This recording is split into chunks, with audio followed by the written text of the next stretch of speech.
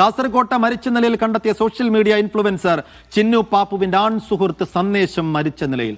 മന്നിപ്പാടിയിലെ വീട്ടിൽ ഉച്ചയോടെയാണ് ജീവനൊടുക്കിയ നിലയിൽ സന്ദേശിനെ കണ്ടെത്തിയത്. ചിന്നു പാപ്പുവിന്റെ മരണത്തിൽ അന്വേഷണം പുരോഗമിക്കുന്നതിനിടെയാണ് ആൺ സുഹൃത്തിനെയും മരിച്ച നിലയിൽ കാണപ്പെട്ടത്.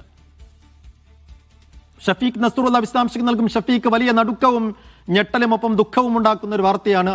ചിന്നു പാപ്പുവിന്റെ മരണത്തിലുള്ള നടുക്കം വിട്ടുമാറുന്നതിന് മുമ്പേ എന്താണ് മരണത്തിന് കാരണം എന്ന ചോദ്യങ്ങൾക്കുള്ള ഉത്തരം വരുന്നതിന് മുമ്പേ തന്നെ ആൺ സുഹൃത്തിനെയും മരിച്ച നിലയിൽ കണ്ടെത്തുന്നു. എങ്ങനെയാണ് ഈ സന്ദേശ് മരിച്ചത്? എവിടെയാണ് മൃതദേഹം കാണപ്പെട്ടത്? പോലീസിന് ഇത് സംബന്ധിച്ച് എന്തെങ്കിലും സൂചനകൾ പറയാനുണ്ടോ? വിവരങ്ങൾ എന്താണ്? കാസർഗോഡ് കുഡ്ലു മന്നിപ്പാടിയിലെ വീട്ടിൽ ഇന്ന് ഉച്ചക്ക് 2:30 മണിയോടുകൂടിയാണ് ഇങ്ങനെ സ്വയം ജീവനൊടുക്കിയ നിലയിൽ സന്ദേശിനെ കണ്ടെത്തിയത്. ഇപ്പോൾ മൃതദേഹം കാസർഗോഡ് ജനറൽ ആശുപത്രി മോർച്ചറിയിലേക്ക് മാറ്റിയിട്ടുണ്ട്.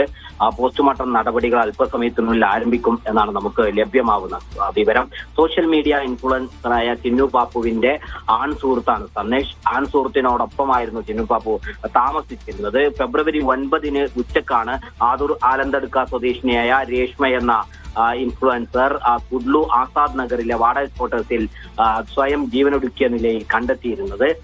ഇവരുടെ കൂടെയാണ്, ഈ സന്ദേശിന്റെ കൂടെയായിരുന്നു താമസിച്ചിരുന്നത്. ഈ മരണത്തിന് പിന്നാലെ പോലീസ് ചോദ്യം ചെയ്യാൻ വിളിപ്പിച്ചിരുന്നു, ചോദ്യം ചെയ്തിരുന്നു. അതിനുശേഷം സമൂഹ മാധ്യമങ്ങൾ വഴി ചിന്നുപ്പാപ്പുവിന്റെ മരണവുമായി ബന്ധപ്പെട്ട് സന്ദേശിന് എതിരെ വ്യാപകമായ പ്രചാരണമുണ്ടായിരുന്നു. ഇതിൽ മനംതൊണ്ടാണ് ഈ ജീവനൊടുക്കിയത് എന്നാണ് ഇപ്പോൾ സുഹൃത്തുക്കൾ സൂചിപ്പിക്കുന്നത്.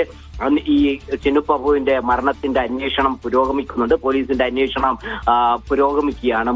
ആദ്യ പോസ്റ്റ്മോർട്ടത്തിന്റെ പ്രാഥമിക റിപ്പോർട്ടിൽ സ്വയം ജീവനൊടുക്കിയതാണ് എന്ന് രേഖപ്പെടുത്തിയിരുന്നു. പക്ഷെ മൃതദേഹ ഭാഗങ്ങൾ വിദഗ്ധ പരിശോധനയ്ക്ക് അയച്ചിട്ടുണ്ട്. അതിന്റെ റിപ്പോർട്ട് വരേണ്ടതുണ്ട്. അത് വരുന്നതിന് മുൻപായാണ് ഇങ്ങനെ ആൺ സുഹൃത്തിനെ മരിച്ച നിലയിൽ കണ്ടെത്തിയത്. ഈ നാരായണ നായിക്കിന്റെയും സരോജ യുടെയും മകനാണ് സന്ദേശ് പോലീസ് ജോലി ചെയ്യുന്ന വ്യക്തിയാണ്. ഈ കുഡ്ലു മഞ്ഞിപ്പാടിയിലാണ് സന്ദേശിന്റെ വീട്. ഈ കുഡ്ലുവിൽ തന്നെ ആസാദ് നഗറിലായിരുന്നു. പോലീസുകാരനാണോ ഇയാൾ ഷഫീഖ്? പോലീസ് ഉദ്യോഗസ്ഥനാണോ?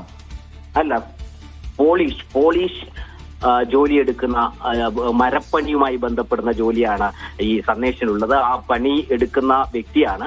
അങ്ങനെയാണ് സുഹൃത്തുക്കളായതിന് പിന്നാലെയാണ് അവർ ഒന്നിച്ച് താമസിക്കാൻ തുടങ്ങിയത്. നിയമപരമായി ആദ്യ വിവാഹം വേർപ്പെടുത്തിയതിനു ശേഷമാണ് ചിന്നുപ്പാപ്പു ഈ സന്ദേശുമായി ഒന്നിച്ച് ആരംഭിച്ചത്. അതിന് ശേഷമാണ് മരിച്ച നിലയിൽ കണ്ടെത്തിയത്. അതിന്റെ മരണത്തിന്റെ അന്വേഷണം പുരോഗമിക്കുന്നതിനിടയിലാണ് ഇന്ന് 2:30 ഇത്തരം ഒരു മരണം ഉണ്ടായതും മൃതദേഹം ഇപ്പോൾ ആൺസുഹൃത്തും ചിന്നുപ്പാപ്പും ഒരുമിച്ച് ജീവിച്ചു വരുന്നതിനിടയിലായിരുന്നു ചിന്നുപ്പാപ്പുവിന്റെ മരണം, അല്ലേ?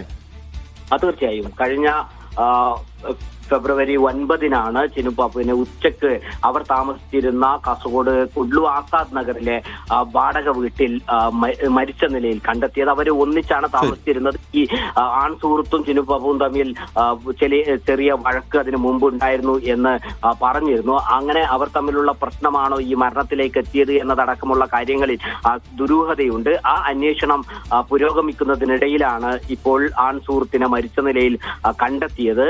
പോലീസിന്റെ അന്വേഷണം പുരോഗമിക്കുന്നുണ്ട്. മൃതദേഹത്തിന്റെ ഭാഗം വിദഗ്ധ പോസ്റ്റ്മോർട്ടത്തിന് പരിശോധനയ്ക്കായി അയച്ചിരുന്നു. ആദ്യ പോസ്റ്റ്മോർട്ടം പ്രാഥമിക വിവരമനുസരിച്ച് ചിന്നുപ്പാപ്പു സ്വയം ജീവനൊടുക്കിയതാണ് എന്ന് കണ്ടെത്തിയിരുന്നു. പക്ഷേ മറ്റേതെങ്കിലും കാരണമുണ്ടോ എന്നത് അറിയാൻ വേണ്ടിയാണ് വിദഗ്ധ പരിശോധനയ്ക്കായി അയച്ചിരുന്നത്. അതിന്റെ റിപ്പോർട്ട് വരുന്നതിന് മുൻപാണ് ഇപ്പോൾ ആൺ സുഹൃത്തിനെയും മരിച്ച നിലയിൽ കണ്ടെത്തിയത്.